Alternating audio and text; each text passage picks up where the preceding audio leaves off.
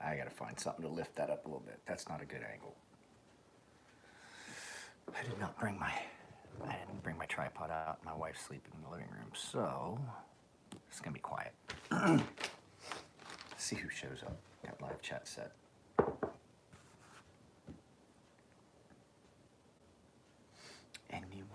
Anyone? Bueller?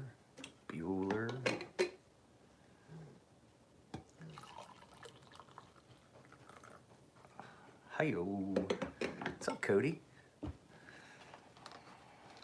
Spitfire. Guys.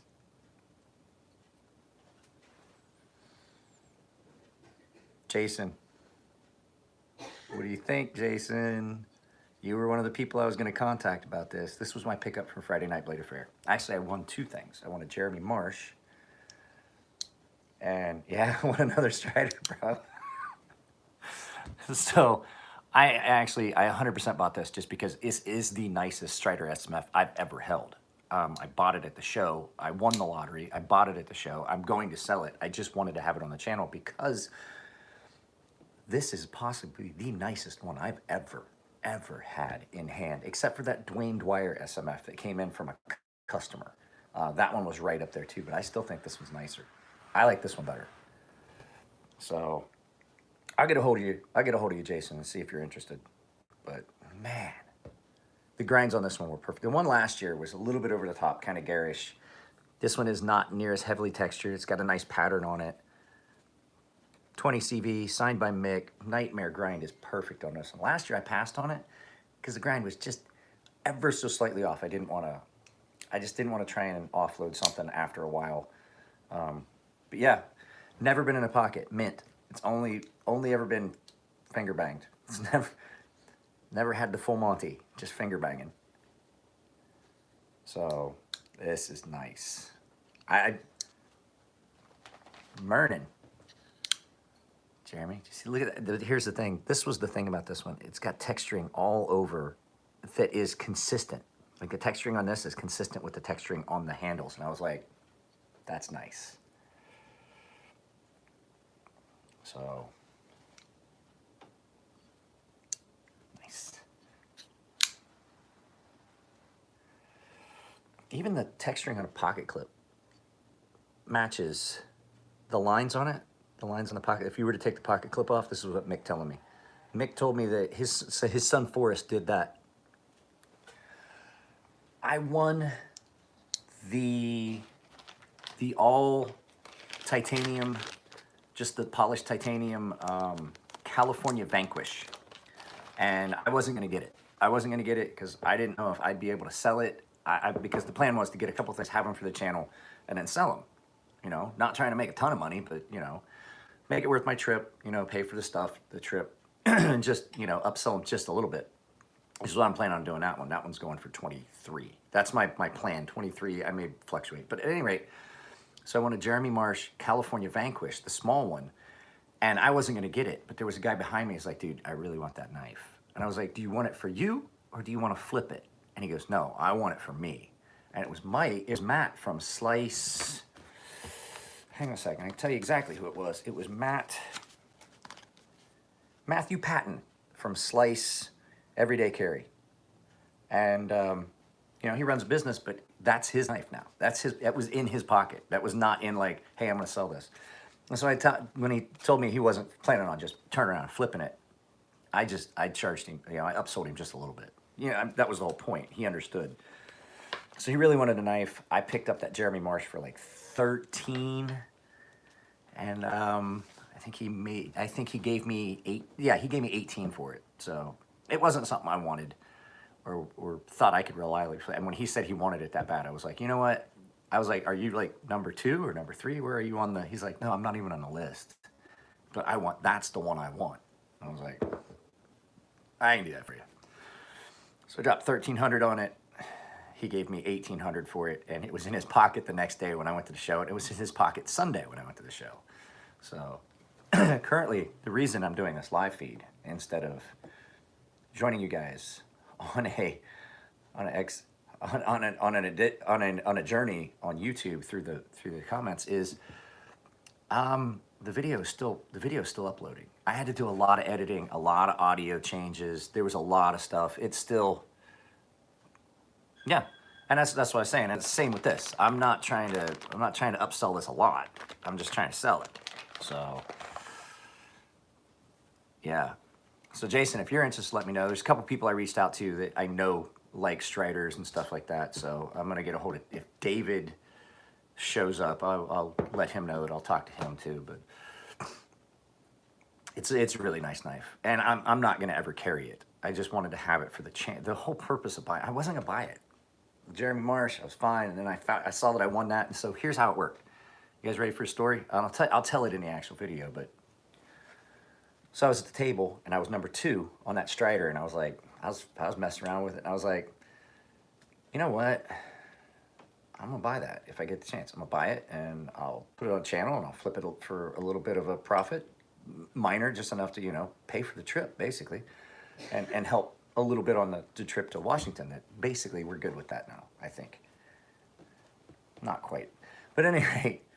So I was standing there, and the guy that was first, the guy was standing there, and it was Mick was like, nah, the guy already bought it. And I was like, ah, fuck, he says he wants it. I was like, all right, well, whatever. And then as I was walking away, one of the guys at Mick's table comes walking over and says, hey, Mick, talk to the guy. The guy that won first place is one of our dealers, and he's like, it doesn't seem fair that he gets them all the time. He has a chance. He's like, if you want that knife, it's yours. We already talked to him. He's cool with it. We'll just make him one similar to it, not the same. There's no way. He's like, we'll make it right with him.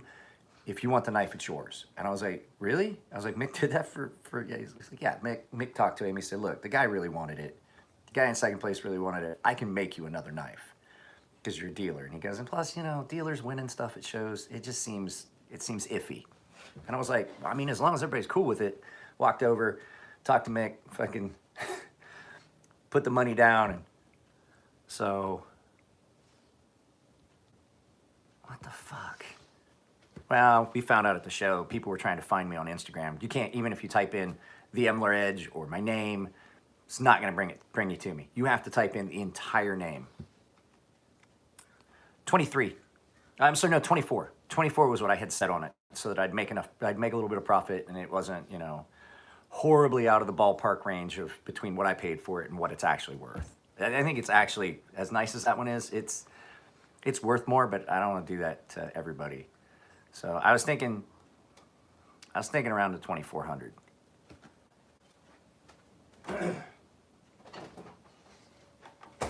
So, and I mean, it's nice. So I already put it up on Reddit. I haven't shot the video yet. I'm still rendering that video. I don't foresee much getting done today. I've got so much stuff that I've got to catch up on emails and stuff like that. But so I was already doing that, and I had a fucking customer just stopped by my house, and the goddamn nicest car I've ever seen. I thought it was a Ferrari when he first pulled up, and it wasn't. It's the way it pulled. It was one of those BMW hybrids, the really sporty looking motherfuckers. Dude shows up in that thing, and I was like, I'm embarrassed to let you in my house, but come on in and let's look at your knives you want sharpened. The other reason that I'm not probably gonna do much today as far as like actual physical work is I'm sick. The wife is sick, the kid is sick. Can you hear it? So, but no, it was a great trip. Wesley, let me try not to screw your name.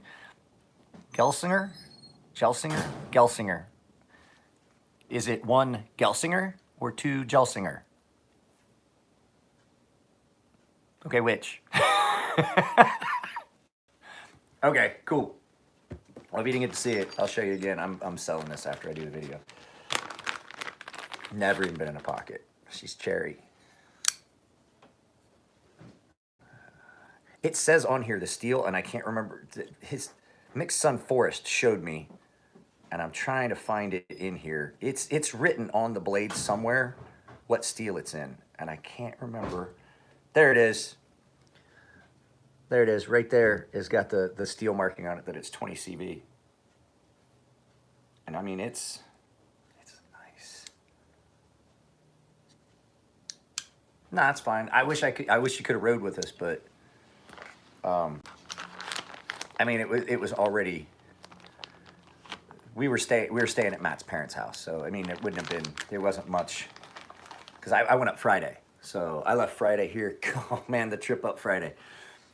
I didn't talk about it really in the video, so you guys get, it's, I still have some editing things to take care of.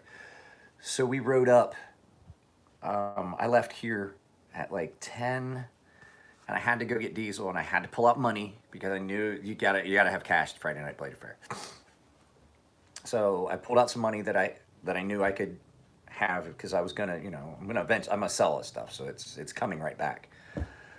And so left here and run into an accident on 5. And I was like, well, fuck it, I need diesel anyway. So I cut over, I went across and up into Miramar and filled up. And I was like, okay, well, fuck it. I will take the 15 up and then cut over later, because there's an accident on 805, or yeah, on the 805. So I cut across, took the 15, got the 15, got up to Miramar, got diesel, and then and I was like, okay, I'll just shoot the 15 up to the 78 and go across through Vesta, and I'll miss that big accident. So I get on the 15, just get past Miramar, headed up to the 78, fucking accident.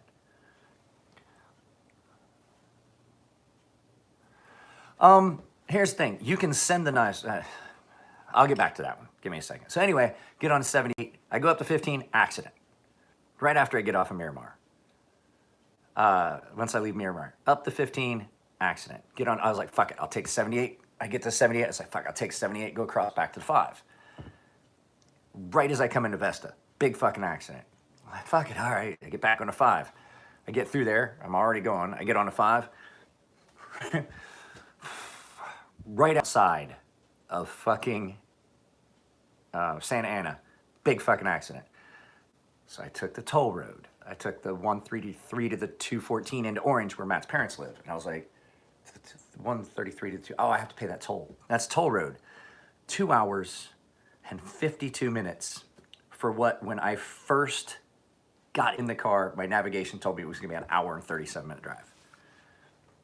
Added a fucking hour to it. And at one point, right outside of Santa Ana, a car that was in front of me just stops for no fucking reason in the middle of the fucking freeway. He started slowing down, like it just comes to a fucking stop, and is checking his fucking map and navigation in the middle of the fucking freeway. And I've got cars coming on either side of me, and that's, what in the actual fuck are you doing, dude? So yeah, I've got some stuff I am gonna do today. I have to do for Chris and Elliot so that I can get them shipped out tomorrow. But other than that, like, I'm gonna fucking get some rest. I didn't get any actual rest for the whole trip. So I'm worn out because that was my work week. Okay, so now let's go back to Wesley's question. So right now I am still running that special from now until the end of November. You can send me stuff and it will get in queue. And that way, the sooner you send it, the sooner it gets done. Like, I won't be doing any sharpening till at least Monday. I won't be doing a lot of sharpening till at least that Monday that I get back from, I'll address that too. When I get back from Washington, or when I get back from Portland. So this week, I got to get stuff for Chris and Elliot done. I'm already stacked up. So anything that comes in now probably won't get started until Monday next week. And so I have that week to get stuff done, and then I leave for Washington State for a week. But the thing is, anything you guys email me or send me or contact me about, I'm gonna honor that special, even if I'm not here.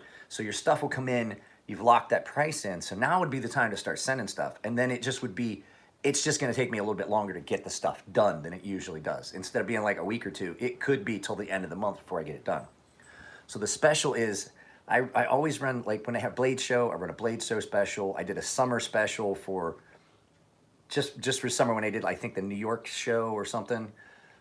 So I just do it in line with shows. So until the end of the month of November, any knife you send me is the price of a standard sharpening, not counting any repairs that have to be on it. If there's chips, if there's a tip repair, if the angle is like really wonky and it has to be fully reprofiled, then there would be an addition. But so basically, if you send me a knife, like say you sent this knife, normally if you want this to go to 10,000 grit, it would be 30 bucks instead of 25. If you wanted to go to 12,000, it would be 35 plus the shipping and handling. all knives to any grit would be 25. Now, if you sent me a dagger or a Tonto or a recurve, those always start at 35, but that's where they would top. You could take it all the way, you know, except for recurves. Recurves, I can only go to a certain grit. So basically, there's no upcharge for going up in grit during the summer special. So you can get whatever finish on your knives you want at the same price. And so like it would be, I told a couple people, I told a guy that stopped by earlier today, the guy that stopped by earlier, I was like, if you want me to do multiple grits, like you give me 3 knives, you want all 3 levels, so you can see which one you like. That way you're not paying the extra to see which grit you want. And then the next time you can just like, I already know what I want because I tried 3 different grits at the same price. So I try to do it in line with the shows. Usually you can plan on, if there's a show, there's gonna be probably a discount. I can't necessarily say I'm always gonna do it, but like, especially for the big ones, like Blade Show West. And I'm just worn out and I'm about half sick. So it was a long weekend, dude. I worked all week. And I don't know if I told you guys, I got a subpoena, so I had to do a deposition. So I was in deposition Wednesday and Thursday, and then left for the show Friday, and then at the show, and then hanging out with Matt and his parents was a blast, and we didn't go to bed early at all. We kind of like partied and hung out and shit. And then back to the show, and then driving back last night. I didn't get home until, I don't think I got home till like 7 last night. And then I was up this morning early trying to get this video done, so I was finishing up some editing and stuff. And I'm trying to get it uploaded, but it's a huge file. It's a huge file because I want it to be nice and clear. So I use the highest possible, clearest compression. It's a 45 gigabyte video that's going up. So 40 gigabyte video. So Michael. So I wanted it to be the best possible quality, but the editing, I didn't get the editing all done. I finished some editing this morning. I'm trying to upload it right now, and it hasn't even, let's go see. Let's go see where it's sitting on the edit, or on the upload. Part of the way I look is because I've been, it's going, it's at 12%. So there's gonna be a lot of, I'm gonna have to do a lot of stuff, and then I did, and like I said, the price that I've put up on like Reddit and stuff like that is more than the price I'm going to put for you guys here on the channel. Like if you guys were to reach out to me, like I said, I told you guys like 24 was what I wanted out of it. But if I put a much higher price on it on Reddit and Facebook. To tell you the truth, I really did. I got a mixed Strider, a mixed Strider custom SMF Nightmare grind with a textured here. This will be easier and clearer for you all. The blade is textured. Mixed Strider. I bought it directly from Mick. 20 CV. There, guys, this is the smoothest. It is drop shut, and there is no lock stick or anything. I actually picked on Mick, and when I opened this up, because he saw the video, and when I opened it, I was like, I looked at Mick, and I was like, Mick, are you sure this isn't a counterfeit? There's no lock stick on this. And he's, oh, you motherfucker, I saw that video. So, but it really is the nicest SMF I've had come in. Because the Dwyer one was not a full mixed Strider custom. It was a Dwyer, so you know it's different. So yeah, I'm selling this for 24. It's never even been in a pocket. He didn't actually spend. Okay, so Nico actually didn't spend that much money. I'm not going to get into what he spent for that knife. He spent much less for that knife. And when we put up a post of what that was me, Matt, Nico, and Matt's friend Jeff all together. All the stuff that you saw in that big picture post that the Hobbit did. That was all of our stuff combined. And there was one knife that I won that didn't even get in there because I sold it within like a minute of having picked it up. The only reason I bought it was because there was a guy in line behind me that was really, I mean, he had a fucking erection for that knife. And he wasn't going to be able to get it because his number never got called. So I picked it up for him.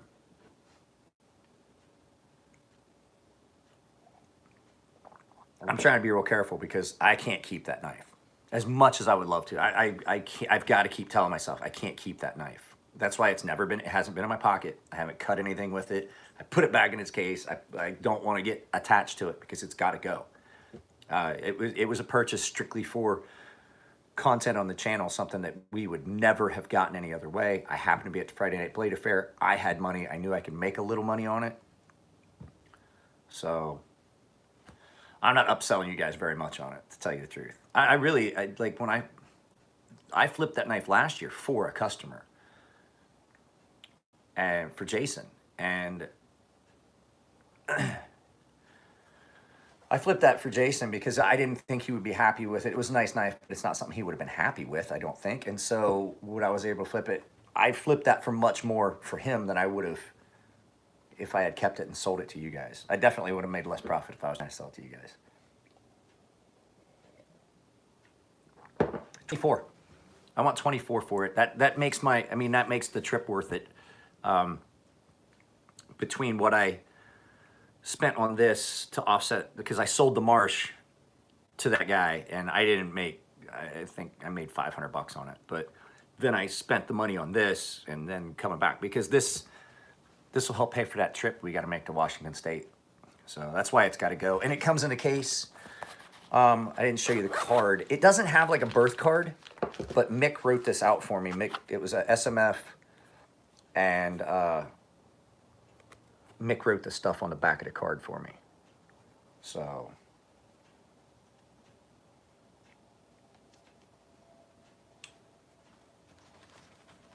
like I said, it is the nicest Strider I've ever held. Bar none. I mean, that Dwyer was nice, but still, the action on this is so buttery smooth. And you got to be careful. It'll drop shut right on your fingers. And the fact that the texturing it's consistent with the handles, and the grind is so even on this one. I've seen a few of them that the grind wasn't as consistent, because I mean, that Nightmare grind's a fucking, it's called that for a reason. But the way they did these ones is nice because it gives it a different aesthetic. So put it away. Gotta keep putting it away. Can't get attached to it. So I've got stones soaking. I do have stuff in there. Nope, it's going mint.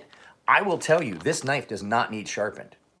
The only way I would sharpen this is if the customer wants it. And that's what I was saying. If you want it sharpened, you're free to get it sharpened. You're free to have me sharpen it. But I'll sharpen it for free even. But the fact is, I wouldn't sharpen this. 229. I'm sure you know the D10 is very hard. So it's just a D10. I can't adjust it. How can I adjust myself? Sorry if it's not. Okay, so Wesley, I will tell you that it's one. Okay, so let me go back to Wesley's question, then I'll come back to you. I'll answer some of those questions. I'm horrible about getting distracted. So Wesley, the only way to lighten the detent, I did it to this one. You gotta loosen the lock bar, and that's not something I recommend unless you've done it before. So you basically have to change the tension on the lock bar. That's a big knife with a big lock bar and a lot of pressure. You would have to lighten the tension on that lock bar. Problem is, if you've never done it before, it's a hairy feel. If you go too far, you broke your knife. And then there's not a lot of them out there. If you pry back on that to loosen that detent too much, it's going to cause a lot of pressure. And the other thing too is, if you lose it too much, you're going to lose lockup. So you got to find that happy medium. I've done it for a few customers. I loosened one for a guy. That is something I can do. Feasibly, I could try. I could see. I would get it in hand and I would look at it and I'd tell you, yeah, I don't think we should do anything with this. Depending on how it feels to unlock, if it's real stiff, sometimes the detent is just what the detent is to make the knife work. This one was a little hard. And even for me, it was, I was like, wow, that is, like deployment was like, you were like, fuck me. And so I lightened the lock bar tension on this, but not to a point where I lost that or wound up with issues where I was worrying about whether it was going to lock up. So those are your things. When you loosen that, you loosen the detent, that pressure down. Yeah, will it loosen the detent for deployment? Yeah, but it also doesn't have as much pressure to fall into its lock position. So you might have blade play, or it might not lock. You see what I'm saying? So it's kind of iffy sometimes. So I would have to look at, I could take it apart and look at that lock bar and see how far down it was bent. And then I would make that determination if that's just, you know, holy crap, that's just what it has to be for this specific knife. Each knife's a little different. So does that make sense? I've seen a lot of people break knives because it's like bending a paper clip. You can only do it so many times. They play with it and they work on it. They play with it and lurk on it, play with it. And the next thing you know, they got a piece of titanium in their hand and their knife, because it's just the whole lock bar fell out. Okay, so back to, okay. How much would it be to, how hard would it be to sharpen it with the different grinds? It's not, because the edge, it's not like a Tonto. So I'll show you the edge. We'll look at the edge close. It's just it's just hollower. I'm sorry if I could try to get this here. So if you look at the edge, you follow it up, it's the same edge. It's just that this material is thicker behind the edge than it is here.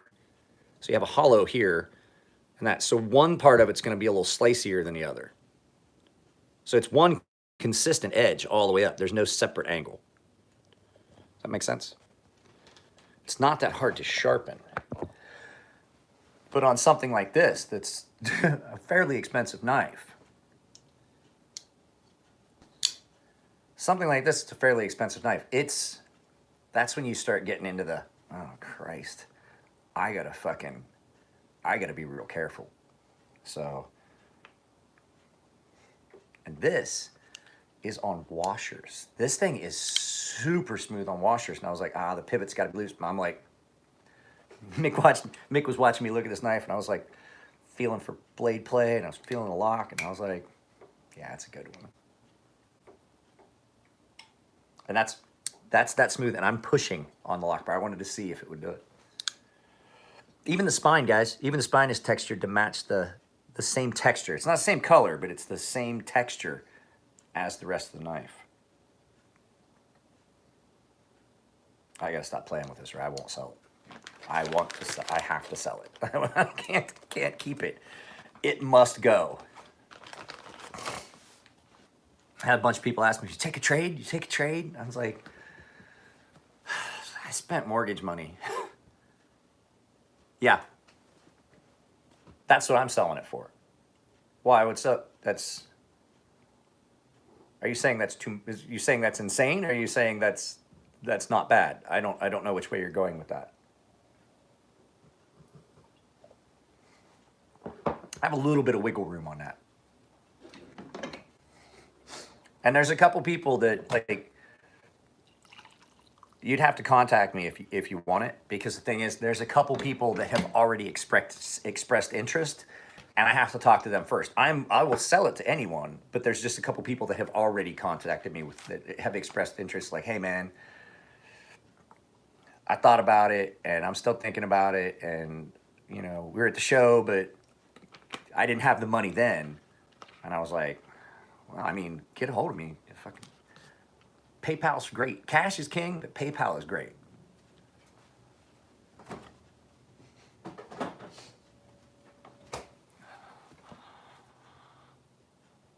No, it's not. It's not outside of the realm. And like I said, I have some wiggle room. I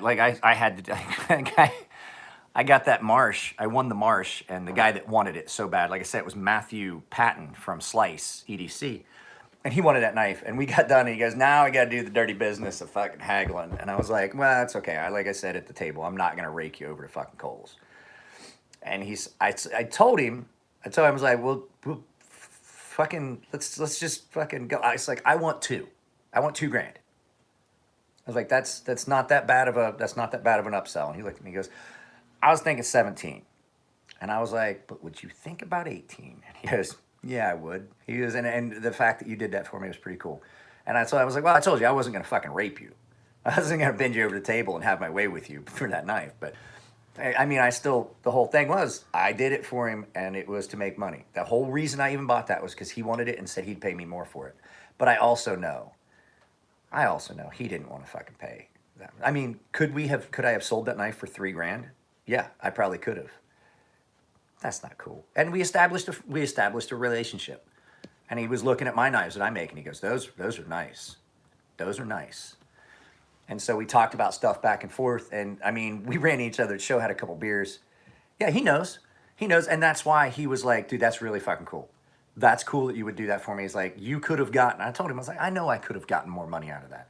But the fact was, he didn't want that knife to sell it. He wanted that knife because he wanted that knife. He had 3 more of them at his table. And he was like, no, these aren't, people are like, how much? He's like, no, that's not for sale. I was like, nah, it's cool. It's cool when you are able to help somebody out like that. Okay, so I also won an Ed Cope. I won the lottery the second day. Matt loves the Ed Cope knives. And Matt loves the Ed Cope knives. And there was one he really wanted so badly. And he was like, can you enter? And if you win, I'll buy it. And I was like, yeah, no problem, bro. Like, me, Matt, Nico, we're fucking great friends. We're like family. I was like, I will fucking, yeah, I don't want the Ed Cope, but I'll do it. So I bought it. I put my name on a tag, and he comes over. He's like, did you hear anything from Ed Cope? He's like, I'm pretty sure you won that lottery. I grabbed my phone and looked, and I was like, oh, shit, I did. So I was the first person I got to pick any knife on the table for that lottery. Matt got this gorgeous Damascus steel Ed Cope, and it's going to be on the channel. He already told me it's going to be on the channel. So this gorgeous Ed Cope, and that's the one he wanted, and I fucking paid out the money for it and gave it to Matt, and Matt paid me back. But I was like, happy birthday, bro. And Ed Cope looked at me and goes, that's fucking cool. That was cool. That was a cool thing to do. So I was like, that's fucking one of my best friends in the world. What am I gonna do? Tell him no? And so got that. I won the Ed Cope. I won the mixed Strider. I won the Marsh. It was just a good all-around show. And the whole thing is, like, when you're at the show, even if you win something big, like if somebody had really wanted that Marsh and was in my ears like, man, I'll give you 3 for it. I'm like, sorry, Matt. That's what happened. Jason, that's what was going on with that Rexford last year. When I won that Rexford, within minutes, while I was trying to call you to find out if you wanted it, I had people just on me like vultures. Like, dude, are you going to sell it? Are you keeping that fucking knife? And I was like, shut the fuck up. I don't know are you going to buy that knife or what? And I was like, I don't even know if the fucking customer wants it yet. I'm here as a proxy. This isn't my deal. This year it was my deal. I was second on a Peter.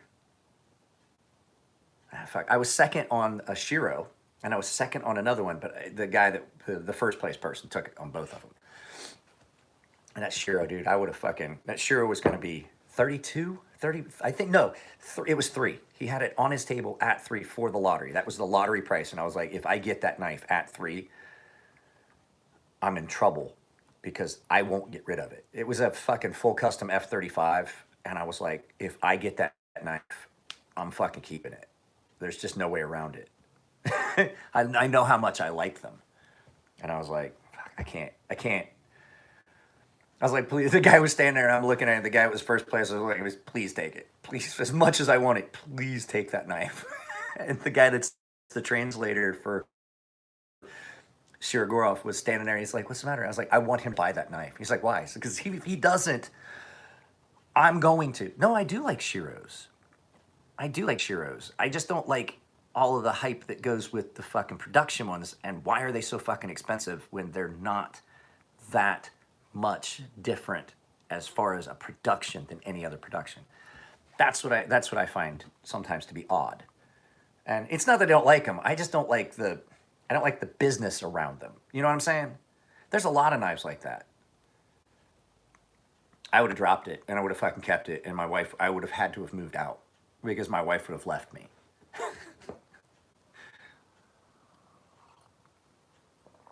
So it's just, it's just, it's just an interesting dynamic when you go to a knife show and you see this, the difference between like any other thing, like, yeah, hey guys, this is what you get on my YouTube channel. You get the real me.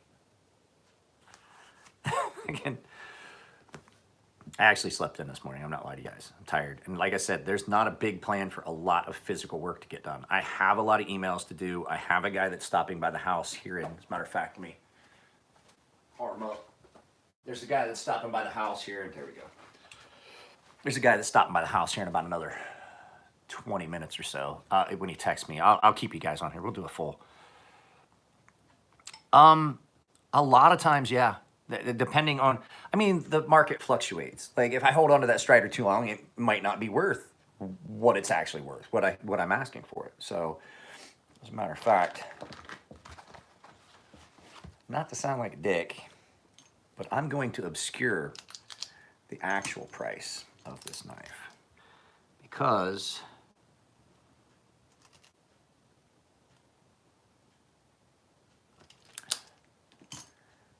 I don't want people.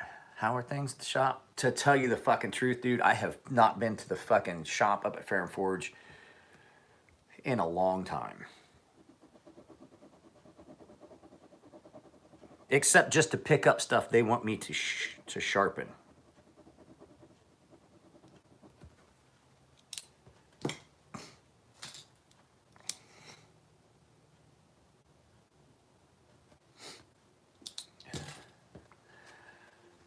No, Josiah, I'm going to be in Portland this weekend. That's why. So this is why, Kevin. Your other name is Kevin. Anyway, yeah, I haven't, because I had to prep for going to Portland, which meant I had to get work done. And I had, okay, so we've had all this stuff happen. I got served a subpoena. I'm not in any trouble. It goes back to when I worked with the government. I can't talk about it, but it is, I was served a subpoena. So I spent 2 days last week doing deposition. I have one more day of deposition scheduled for tomorrow. But it's only just final up stuff. They want to check. They just want to make sure that that everything's spelled correctly. It's the court reporter's documents. They just want to make sure before they send it off to be transcribed, and then I get a copy of it before I have to go to court next summer as a witness. So I had to do the subpoena thing. I had to do my deposition. I had to get ready for the show, and then I get back here. Like I said, I have until the 31st. I leave for Portland, and then when we get back from Portland, I've got like 5 days that I can work and do stuff, and then I leave for Washington State for my daughter's skating competition. So to get all this stuff done, and my mom was in town and all that stuff, it didn't work. What's up, Simon?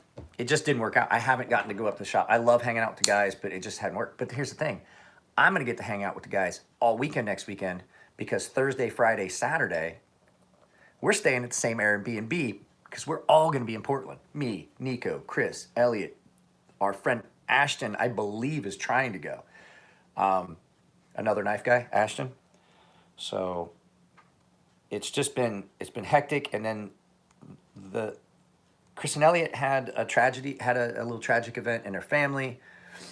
So it's just been, they were supposed to be at the show, but they had a death in the family. And so I get it. There was no chance they were coming. And I really feel bad for them. I do feel so bad for them. I love those guys like family, and their mom and dad are great. And to suffer a loss sucks. And so it's just, there hasn't been a good time to do it. And Elliot's schedule has changed, so Friday nights aren't the same because he actually he's a soccer dad now for his kids. So him and his ex-wife, he have worked it out, so he gets to spend a lot more time with the kids now, which is great for him. He actually spends more time with the kids now than he did when they were all living together, to tell you the truth, and it's great. And so if we have to give up the Friday nights that we hang out, then fucking so be it. I get to see him. I can hang out with him.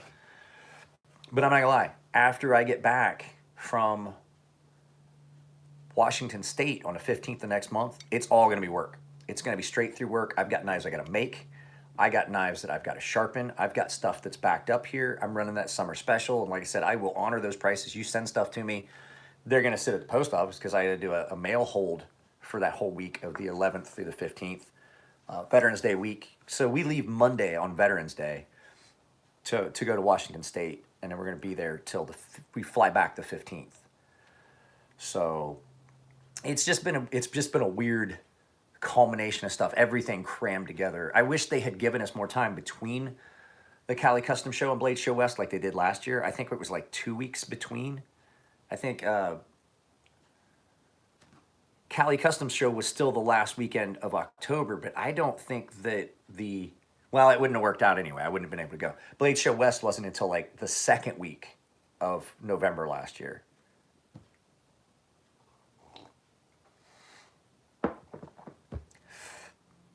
Medium grit slipstone, Spyderco. Just if you're looking for a slipstone that you can carry in your pocket that's going to be good and doesn't need a bunch of oil and maintenance and stuff like that, always go with one of them Spyderco ceramics. Only downside is if you drop it, it's going to break like glass. So, you know, Spyderco sells an entire set of like little slipstones in medium, fine, and ultra fine. I think you can get a medium and a fine, and then the ultra fine you have to buy separate. So then you're not looking in the right place because Spyderco does make a brown medium grit slipstone. They make a white fine and an ultra fine. The slipstone, I've seen the whole set of them. Unless they stopped making them, and then you'll have to just look for them at a dealer somewhere. I can look into it for you. Josiah. Oh. So, are you saying you're doing pry bars? Nope. I'm not planning on doing any pry bars. I'm not planning on doing any folders. I'm gonna fucking stick with fixed blades. I'm gonna stick with fixed blades. I don't know how many more knives I'm gonna make. Like I said in the last live feed, I got a handful left to make, and then I might not make any more knives. I don't make any money making knives, guys. As a matter of fact, I would have to say that every knife that I've let go, that I've made and sold, I have sold at a loss when you look at how much time actually went into it. Between time and materials, you're looking at, there's a lot that goes into it people don't see. And they're like, why are custom knives expensive? I used to say the same thing. Now I get it. I get it. I'm like, man, I'm making these. I'm paying people to take these knives, basically. Here, you take this knife for $200 less than it's fucking worth. There you go. It's like giving you a $200 bill. Here's a couple $100 bills. Fucking, there you go. Just giving it away. So I did see that. I still haven't looked into how many of those I have. That won't be till, I won't even get around to that probably till next week when I get back from, probably next week this time when I get back. Why, thank you. A lot of people like it. I gotta go get something. Okay, and I'll tell you, you got my phone number now. I'm sure I gave it to you. I know that I gave you my phone number. So you can always text me as well as like that, because I hate DMs. I very rarely check my DMs. I left something sit in here.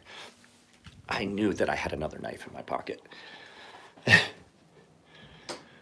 So, I mean, because you're just up the road. Feel free to text me. That's why I gave you the phone number. Like I said, I don't answer my phone a lot. The easiest way to get a hold of me, so there's some confusion on this too, guys. A lot of people are like, well, why the fuck do you put your phone number on the thing in the video? You can call and leave a message. But the fact is, I've gotten to the point where I get so many calls that it interferes with work. So if you call or text, there's a good chance that I'll check those phone messages like at the end of the week. If you send me an email, I check my email twice a day. I check my email in the morning. Actually, I check it several times, but during the workday, I check it in the morning when I first get up. And at lunchtime, I will start some responses while I'm taking a quick lunch break. I don't eat, but I definitely stop for a little bit. You have to. You got to have a little break. And so I'll take a break and I'll listen to a YouTube video and I will type out some email responses. And then I'll go back to work. And then after that, I check my email, periodically throughout the day.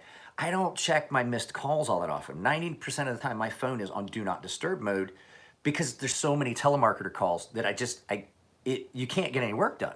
You're constantly answering your phone. So I just put my phone on do not disturb. You're welcome to leave a message. I have no problem with that. And I'll get back in touch with you. But the likelihood is that my message is going to be, send me an email. This is the email address. And then that's how we do it. Because the nice thing too is I can't keep a record of phone calls. Anything we talk about at the phone. Yeah, that was gonna say you could put some lube on a detent ball too. Because the thing is, I can track emails. Like if you told me you wanted something done and you didn't put a note in a box, which is my pet peeve. That note is that way I can just grab the box. Okay, he wants this to 12,000 grit, he wants this to 5,000 grit, he wants this to this. And then you're like, I paid, here's my phone number, here's my email address, all that stuff so that I can just be out there, grab my phone and say, hey, there's an issue with this. I'm gonna give you a heads up. If I ever run into anything with a knife, I don't immediately do corrections and things like that. I talk to the customer like, hey, you've heard me say it in videos, I gotta talk to the customer before I go any further because it's gonna cost him more. So as long as I've got the contact information and what you want done on the note and a return address, even if I lose the box, sometimes I don't have room and I'll cut the boxes up and I'll just keep the note and the knife together, and then I have a return address, phone number, email address, all that stuff. But if you happen to forget that, and then I have an email that I can refer back to, I'll just look you up in my email. I can't do that with phone calls. Can't do that with text because I don't put people's text numbers in. I've got fucking 950 contacts already. Not adding any more contacts. That's when I've added every fucking knife sharpening customer that I had. Everyone that ever contacted me, I started adding a name in and saving it. And so now I only do that with people that are return customers, like Jason and Dwayne Smotherman, David Ashisawa. Those guys are in my phone because they send me shit all the time. Tia Barani, Mark Begg. Oh, you guys ready? I don't know if I told you guys this or not. I talked to Mark Begg and Mattia Barani, and they're like, God, I was like, I just have to, I'm gonna just have to save the money to make the trip so I have someplace to stay. I was like, the Patreon's not gonna pay the trip, but I really wanna get up there to Sonoma and watch you guys make these kitchen knives. And Mark looked at me and goes, why would you need someplace to stay? Why would you need a place to stay? You can crash at the shop. And I'm like, oh, yeah, I'll sleep on that dirty ass floor. He's like, no, there's a fucking apartment above the shop. It's got a shower. He's like, it's got everything. It's like a little Airbnb. You can come up and stay at the shop for a weekend or whatever, and we'll get some filming done. We'll talk. He's like, we would love it. And I was like, well, if that's the case, that trip's not going to be a big deal. So I'm going to call Mark. I told Mark I was going to call him. We were going to talk about it in Portland, but they're not going to Portland, I don't think he said. So most of their stuff was out to dealers. So I'm pretty sure that Mark said they weren't going. But yeah, he was like, just get a hold of me, man. We'll fucking set it up. You can come up. And he was like, we'll hang out. We'll have some good food.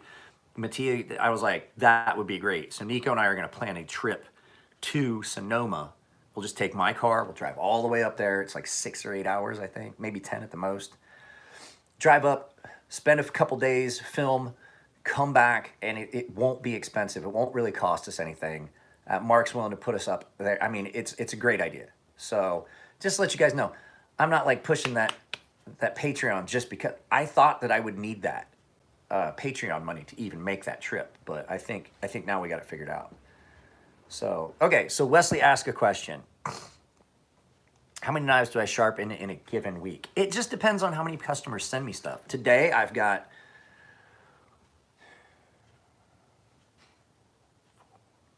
9 knives that are scheduled to go on a bench. But like I said, I don't feel great.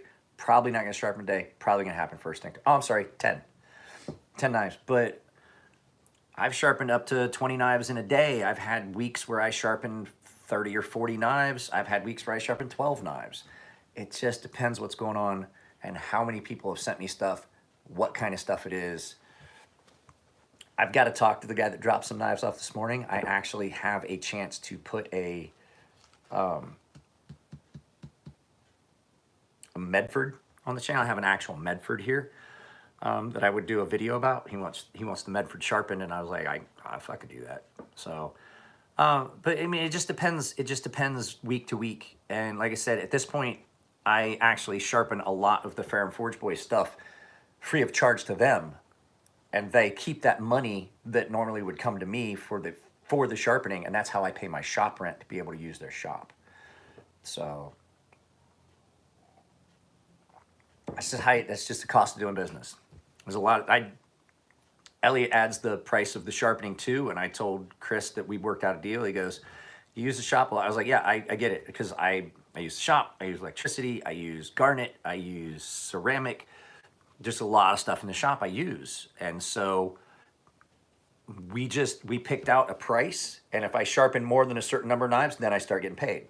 If I don't, then it's no. He's like, "Okay, if you sharpen 5 knives, but we said 15." He's like, "I'm not going to say you owe me what's left of that." He's like, "You just sharpen whatever knives we have up to a point, and anything over 13. It was anything over 13 knives in a month, we pay you out for that." And I was like, "That's fucking fair.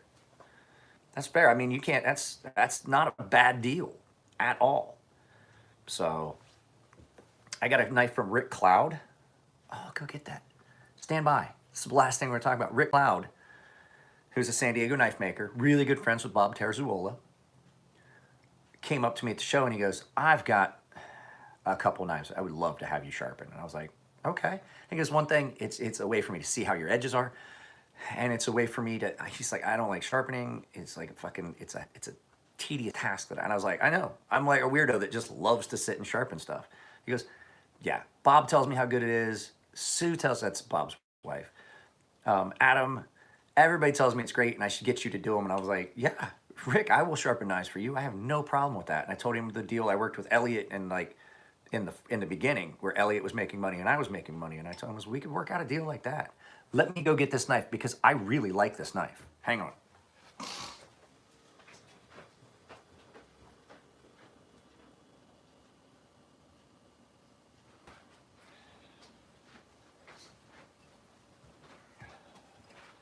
So Rick sent this back with me and I saw it on his table and I was like, "That is a gorgeous knife." I wanted to go buy and film and I just ran out of time. That's a back edge. That is a very nice knife. Yeah, I get it. I get it. But he's right. It does definitely need sharpening. And so I told Rick, I was like, "Yeah, I would definitely sharpen that for you." He's like, "Well, what do I do?" I was like, "Rick, like same thing that I'll tell. We will handle for local makers and stuff like that. We'll handle it on the backside. For most of my customers, you got to pay up front. For guys I know that are local here, that I can just like I could drive to Rick's shop real quick. It's not that hard. Something like that, Rick Clow. So for something like that, yeah, no, we don't have to handle that. Let's just do it. We'll do it on the backside." And I told him, I was like, "Same deal that Elliot and I used to do before I decided I'd pay my shop rent with the sharpening. You add a price, you keep part of it, I get the rest." And he goes, "We're both making money. It's a good deal for everybody. He gets a sharpening from me. He makes a little bit of money. I basically give him a discounted price. He makes money, I make money. It just makes sense." And so for certain people that deal happens. The fact is though, my card and my information go out with that. So it does good for the business for me to do things like that for makers. It's just been one of those things. I've got a couple makers like Enrique Pena wanted a bunch of my cards. I gave him a bunch of my cards. Mattia Barani and Mark Begg put a stack of my cards out at the show every time. I gave them a big stack, and when I came back the next day, it was a little stack. Ray Laconico wanted my information about the sharpening stuff, and I told him, I was like, "Cool, Ray, I'll just get in touch with me. You got my information." He put it in his phone. Fucking. So I mean, like Ray Laconico looked at me and goes, "I know you. You're the sharpening guy. Crazy Sharp, right?" And I was like, "God damn, yes, Ray, yes, yes, I am." Because I found you on the internet. I was looking for a question on how to sharpen something, and he goes, "I found your channel." He said, "That was great." He's like, "That was great." He's like, "I couldn't do it." He's like, I watched the video. He's like, I couldn't duplicate it, but it was good. So, well, guys, I think that's about it. It was a fun, I'm not gonna lie to you. I think that was about the most fun I had at a trip. And it was because, yeah, the show was fun, but most of it was the company after. If Matt's parents ever watch these videos, I had a good time at the show, but I had so much more fun after the show. Because I was hanging out with people I like. I was hanging out basically with family. We didn't pay for a room. We hung out. We watched fucking TV. We drank beer. And it was just, we ate dinner. And I mean, it was just great. His mom and dad made tri-tip, and they got a roasted chicken, and his dad barbecued tri-tip, and we had vegetables and squash and onions and stuffed mushrooms and fried potatoes. And I was like, this is fucking great. Because we were like, oh, we could eat at the show and this and that. First night, Friday Night Blade Affair, they had a buffet. It was catered. That was good. Nowhere compared to the dinner that we had at Matt's house on fucking Saturday night after the show. It was fucking great. So, I mean, it was just like we stayed up late, watched TV, watched fucking comedy, watched fucking Dave Chappelle and shit like that. It was great. We really had a good time. And then yesterday when we left, the show ended at 3.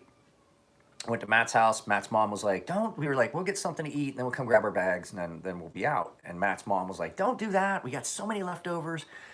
She got the leftovers out, warmed shit up for us, fucking fed us before we left to come home.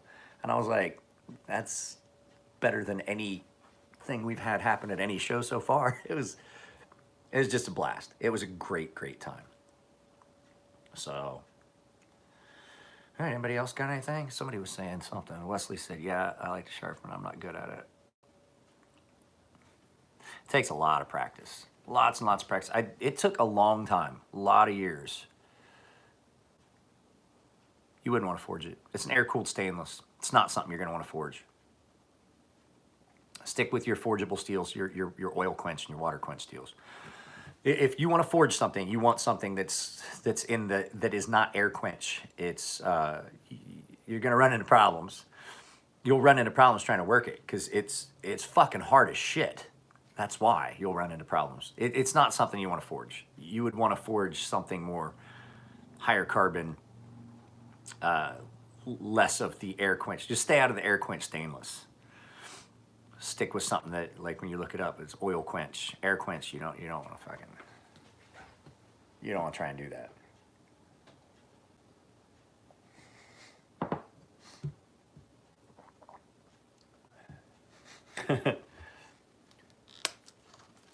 I forget what Rick said this was in, what steel this was in, but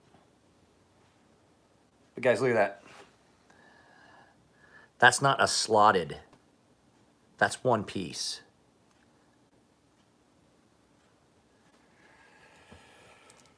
Well, Wesley, I will, when it gets here, I'll give you the, yeah, that's not slotted. If that is slotted, then it has been, very well soldered and cleaned up to where you can't see the weld or solder.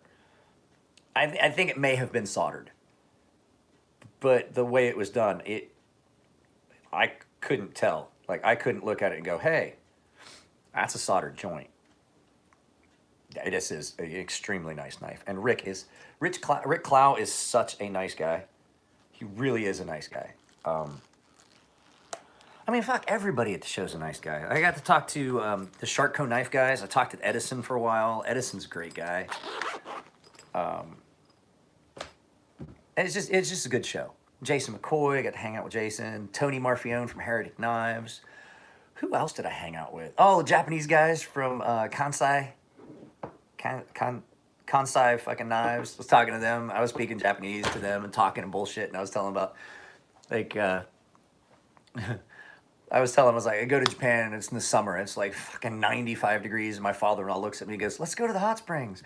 But I told the whole story in Japanese and they were laughing and we were laughing back and forth. And the people at the other two tables were like, what in the fuck is going on here? Who is that? Who is that guy? Who is that guy? What language is he speaking? Because I was like, ね、いつも日本行くのね、パパは言って、マイク、温泉行こう、パパ今36 degrees よ。なんで温泉行こう? Why would we go to the hot springs? It's too hot. So it's just it's fun, and I forget. I'll get to a point where like I get comfortable with some, like there was some other Japanese guys, and I was gonna speak Japanese with them, and I couldn't because I wasn't comfortable with them. The guys at the Kansai table, I've seen them at like the last 5 shows, and they see me and they wave and they're like, oh, daijoubu? Like, oh, I'm fine, I'm good. Like, how are you? I'm like, and then we'll go and I'll talk to them like several times throughout the day, and I brought him a glass of whiskey and shit, and it's just fun because I'm comfortable with them. So it's like talking. I can speak Japanese more comfortably because I'm not as concerned. And so you'll see other people standing around going, what the fuck? Nico actually caught like the tail end of a conversation. And he was like trying to catch it. And it was just, we ended it. And I was like, you ready? And he goes, I was already filming. I was trying to get you to speak Japanese. Well, the whole thing was, while I was around the world a lot, I lived in Japan. So I was there for 13 years. So that's the one that stuck. And my wife is Japanese. My kid speaks Japanese. It's just a lot of fun. We watch Japanese TV. We watch a show called Aibo. It's a Japanese police drama. We watch that at dinner. And people are like, oh, you watch it with subtitles? Like, no. I watch it with Japanese subtitles. They're like, what? I was like, yeah, so my wife I do not watch anime. Do I look like the kind of guy that would watch anime? Anime is not a thing for me. Well, I take that back. There were a couple that I liked, like Fist of the North Star, Hokuto no Ken. I did like that, and that was a good one. But I mean, it's really limited to like there was a couple. Like I said, there was another. I think Ghost in a Shell. I watched a little bit of, but I wasn't like super big fan of it. So I mean, it's just cool to be able to. That means that I have other stuff. Like there's Japanese. I really never got into Dragon Ball Z. I really didn't. I couldn't because I couldn't watch a commercial break and then have to watch 10 minutes of the previous show and then 2 more minutes and then there was another commercial break. And then they would show the previous 10 minutes and then 3 new. I was like, I've only seen 6 new minutes of this and I just got fed up with it. I was like, I'm tired of the fucking every time there's a commercial, it rewinds back 10 minutes and then you get 13 minutes of actual, and then it goes to another commercial. You're like, I watched 6 minutes and then the first 15 or 20 minutes of every episode was the last 15 or 20 minutes of the previous episode.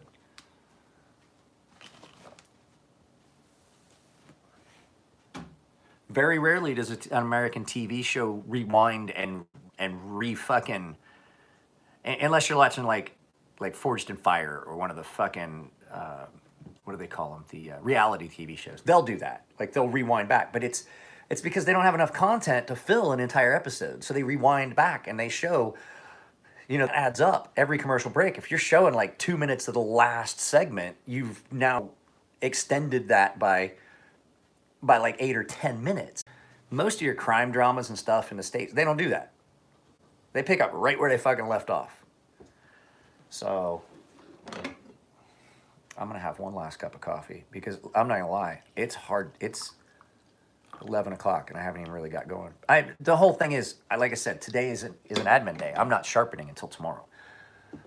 I'm sore and tired from being in a car and walking around and all that shit. And I've got videos that I'm shooting. Oh, guys, I will let you know, give you a sneak peek into what I've got planned. So I have the Strider video. I'm gonna do a video about the Ed Cope. I'm gonna do a video about a bunch of knives that Matthew gave me. I talked about it in the last video. They are all movie replica knives. We have some stuff from Predator, Rambo stuff. There's some fucking Terminator knives. And I'm going to do a video about knives from our childhoods that we all loved in movies because Matt has a ton of replica knives. Like the United Cutlery, and there were some of those that were a licensed replica from the movie. And he had a bunch of them, so I'm gonna do one. I'm gonna try and do it this week before I leave, but I can't promise anything. So I'm gonna try and get started on that today. I'm probably gonna save the Strider video for later. If I can get it done before the show, I would love to have it sold before that. If any of you guys are interested, I will sell you the knife now in that Strider, and I'll do the video. I'll find out, like, if somebody wants to buy it right now, I just won't do the video. So, what steel or what made from? We've talked about a lot of stuff, Wesley. I'm not sure exactly which one we're talking about.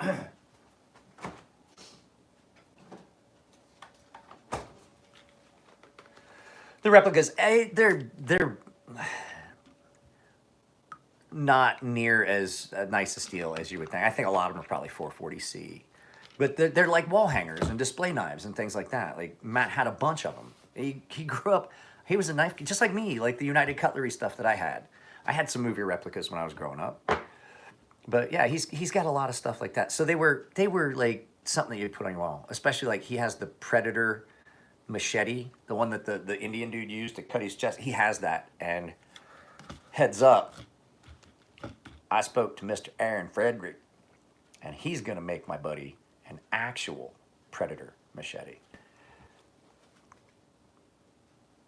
No, a lot of them aren't really meant to. He has like a lot of replica swords that were wall hangers that never had edges and stuff like that. I didn't get much coffee the whole time I'd have a cup of coffee at Matt's house in the morning, at Matt's parents' house, and then be the whole day, and I was like dragging ass because I only had one cup of coffee as opposed to, I've had 6. 6 cups according to the,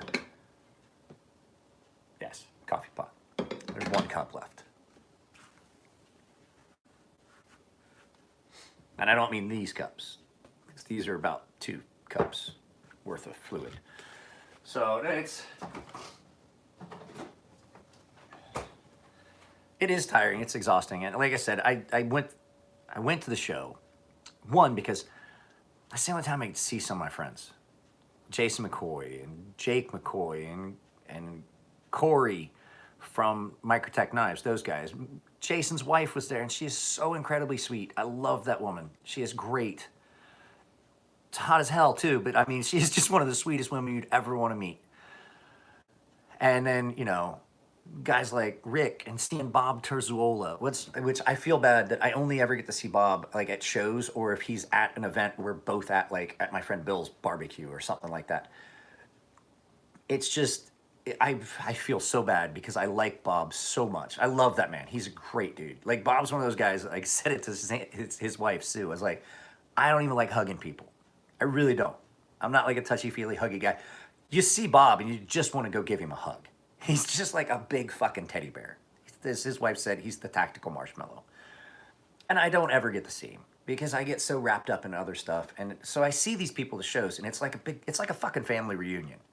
You know, I remember excited you get to the family reunion because like half your family you can't fucking stand, but there's always like them fucking 5 or 6 cousins that you're like, I get to see Davey. Yes. That's the way it is when you go to a knife show. Because it's people you only get to see maybe twice a year. So that's the nice thing about knife shows. If you guys never got to go to a knife show, especially if you get to the point where, like, I see Tony Marfione from Heretic Knives, and he goes, bro, what's up? And I'm like, hey, I like that knife. I like that knife. It's like, I have to tell you this, and I don't know if Tony would get upset if I tell you this. I was at Tony's table. What's up, Jack? I was at Tony's table at Heretic Knives. He was the only one there. And I saw a knife, and I was like, bro, if I gotta know what's the price on that. He goes, what you mean for, I was like, no, I won't, if I want to buy that knife. He's like, well, here's the price, but if you're buying it, I was like, hang on a second. He figured it up, and he goes, shows me price. I was like, dude, did you just cut me a friend price? I said, fucking of course I did. I said, I can't do it right now. I can't do it. I gotta wait till money gets figured out, and I see how the rest of the year goes, and there's something in the works. My daughter might get an endorsement deal. That would help out tremendously. So I got to see how all this goes. She's getting to a point where she almost is ready to have an actual sponsor. And so all that stuff, I got to see how that goes. Yes, no problem, Wesley. And I was like, I got to see how all that goes. If stuff starts getting better, bro, he's like, I was like, would you hold me one? He goes, no, I wouldn't hold you one. I can't. I'll make you one. I was like, bro, that would be awesome. He's like, yeah, just fucking call me. Just fucking call me. And I was like, he's like, it's not like you don't have my number. And I was like, bro, I've got so many of your cards. I got 3 of them right here. I've got Anthony's, Dustin's, Douglas's. Here's 2. Here's 2 of his cards. And he goes, I said, bro, if I don't hear from you before too long, I'll just shoot you an email or a text. I was like, that'd be great. That'd be great. I would love that. So they are in Sebastian, Florida. Heretic Knives. And I mean, that's the thing. Like, everybody thinks the knife world is so huge and all that shit. And it's not. It really isn't. Like, you go to a few shows, after about like 5 or 6 shows, everybody knows everybody at those shows. Bill Ruppel, master knife maker, walked up and he goes, "You gonna buy it this year?" He makes these gorgeous slip joint, full, like Stockman knives. And I'm like, Bill, I can't ever buy one of your knives. I would fucking love one. And he goes, it's good pricey. I mean, it was like $2,600 for that knife he had on his table. And it was worth every fucking penny. Jewel work and firework on the inside between the blades. Shit you don't even see. Like, if you only got one blade out, you ain't gonna see that shit. But he does it. And he was like, what's that? What's on your belt? I was like, oh, I made this. And it was the sea snake I was looking at. He goes, that's a good fucking grind. I was like, well, fucking coming from you. Thank you fucking very much, sir. And he goes, how many knives you made? And I was like, around about 100 or so. And he goes, everybody in the knife making guild, all of us masters in the knife making guild, we always say to everybody, he's like, you don't get good at it till you've done a couple hundred. And he looked at it, he goes, I'm curious to see what your 200th knife will look like. He's like, because that's good. I was like, and just the fact that that's the feedback I got on something I had made. He was like, not talking about production. I'm talking about something I made by hand. He's like, yeah, that's right there. He's like, if your 100th knife is that good, he's like, your 200th knife would be fucking insane. And I was like, did anyone else hear that? So, guys, I have to get off here. I have got emails. I can keep hearing my computer pinging, and I keep seeing the text. I have got a bunch of emails I have to respond to. People I talked to at the show, stuff that we were planning on doing. I'm going to get off here. If you guys, like I said, if you're interested in that Strider, let me know. Shoot me an email. Shoot me a text. Like I said, it's hard for me to do text stuff, but just let me know. So, and then Jack, I know you probably can't afford it, but I'll send you pictures of my acquisition from the show. But guys, yeah, I'm gonna try and get just stuff buttoned up with email. I didn't respond to any emails or any texts or anything throughout the weekend, so I got to catch up on that. I just wanted to do this video. I wanted to talk to you guys. So I'll talk to y'all later. Love y'all. Love y'all. Like I said, if you like him, you like him. If you don't like him, don't like him. But at least let it be known so that I know what to improve. Just tell me what you don't like.